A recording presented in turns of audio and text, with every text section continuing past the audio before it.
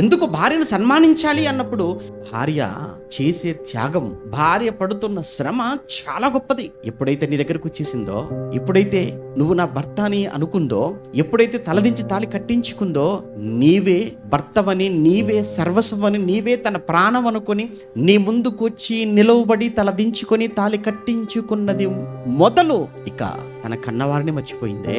తన ఇల్లు వదిలేసింది, ఊరు వదిలేసింది, సమస్తాన్ని వదిలేసింది. నీతో పాటు నీ ఇంటికి వచ్చింది. నువ్వు ఎక్కడికి వెళ్ళిపోతే అక్కడికి వచ్చేస్తుంది.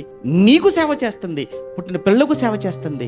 మరి కొంతమంది స్త్రీలు ఉంటారు నిజంగా మొక్కాలి, నిజంగా అత్తమామలను కూడా దగ్గర పెట్టుకొని కన్నవారిలా చూసే, ప్రేమించే, పోషించే అలాంటి కోడళ్ళను చూస్తున్నప్పుడు నిజంగా మనసు కరిగిపోతుంది, మనసు పులకించిపోతుంటుంది.